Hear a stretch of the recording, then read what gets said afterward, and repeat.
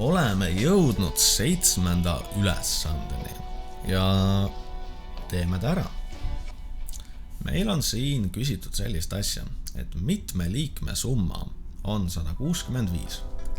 Ehk siis, kui meilt küsitakse mingist liiget, siis nagu me oleme vaadanud, tegelikult küsitakse meilt sellist asja nagu n-i. Ja kui me vaatame seda teksti, meil on siin palju asju tegelikult antud.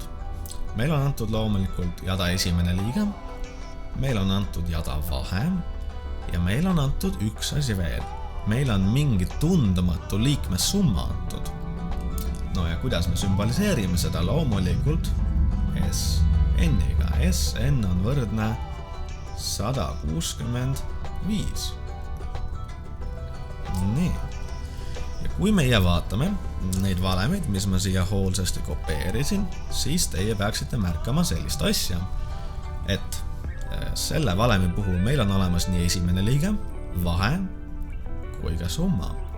Kui me pistame kõik need olevused siia valemisse sisse, siis ainsaks tundmatuks asjaks ongi meil n, mis tähendab, et teeme. No vaatame. Meil on siis mingisugune SN on ju ja millega ta siis võrdne on?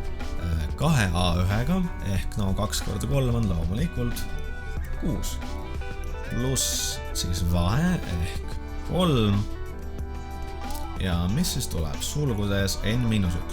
Kuna n-i me ei tea, vaid me otsime hoopis, siis loomulikult hetkel ta lihtsalt jääbki nii, aga jagatud 2-ga ja korda n siis.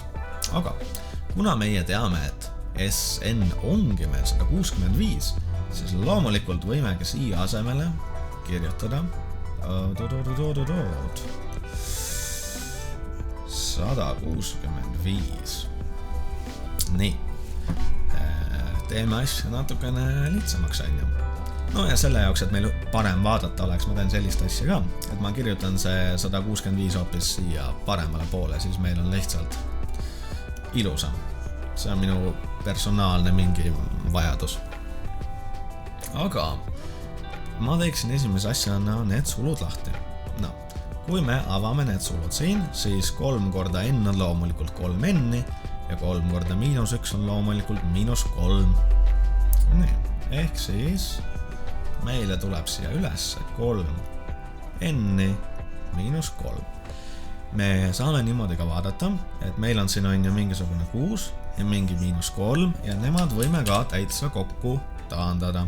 6 - 3 on loomulikult 3, mis tähendab, et meile jääb siia mitte 6 pluss 3n -3, vaid meile jääb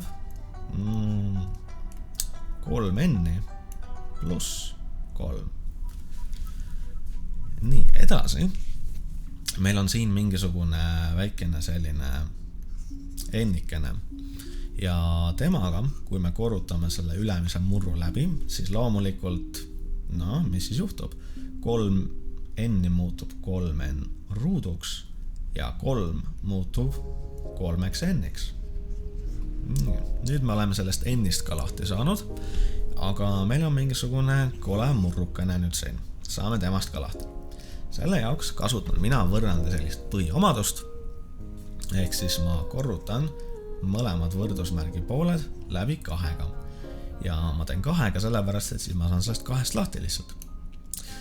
Ja kui ma korrutan seda vasakut poolt 2-ga, no loomulikult jääb ta selliseks. Ja kui ma korrutan seda paremat poolt 2-ga, siis 165 korda 2 peaks olema 330. Ehk siis nii võrdub siis sellise asjaga nagu 330. Ja nagu te näete, te võite tegelikult kohe hakata pihta oma selle ruutvõrrandi valemiga, kes juba nägi, kes ei näinud, siis pole hullu. Viime selle 330 võrdusmärgist teisele poole ja saame sellise asja, et 3n ruut pluss 3 n miinus 303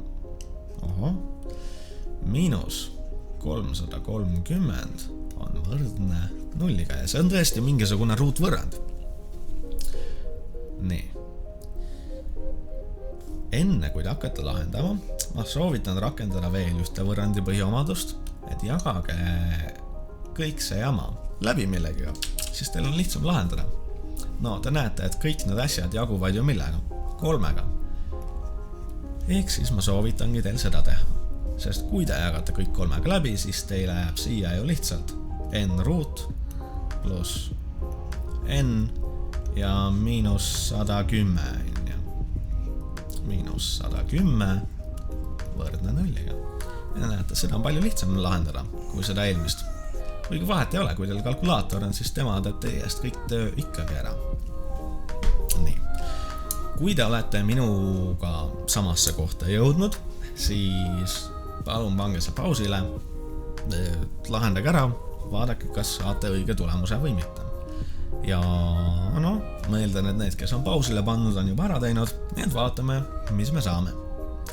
Meil on siin õnneks mingi täitsa valem olemas, mis ma tegin teile.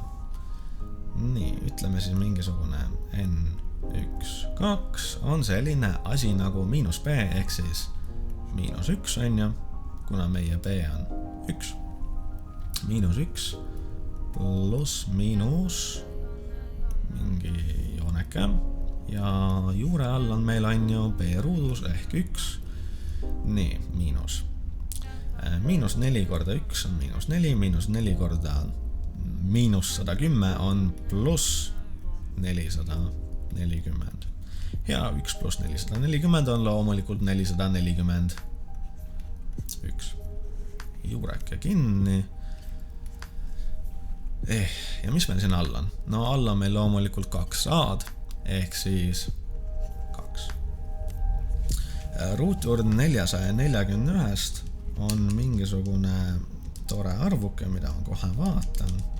21, mis tähendab, et nii ma võin siia asemele kirjutada sellise toreda arvu nagu 21. Vaatame edasi. Miinus 1 pluss 21 jagatud 2-ga, palju see meil tuleb, on ju, miinus 1 pluss 21 jagatud 2-ga on loomulikult 10. Ehk siis meie saame, et n1 on, oi, see tuli halb võrdusmärk. n1 võrdub 10 ja vaatame n2. No, miinus 1, miinus 21 jagatud 2-ga. No nüüd tuleb selline huvitav asi, et kui teie tegite kaasa, siis kohe vaatame. See peaks siis tulema miinus 11, on ju. Nii. Kui teie olete kõik selle playlisti videod vaadanud ja isegi eelnevalt teinud, siis te peaksite mäletama, et üks nendest ei sobi. Ja loomulikult ei sobi meile n2, kuna tema on negatiivne. Ja nagu me teame, kõik aritmeetilise jada liikmed ehk n-id peavad olema naturalarvud. 1, 2, 3, 4 ja nii edasi. Mis tähendab, et meie see n2 ei sobi, aga n1 sobib väga hästi. Ehk siis vastus oleks mingi 10 liikme nii, 10 liikme summa on 165. 10 tegelikult peaks panema siia 10 esimese liikme summa. Kohtume järgmises videos.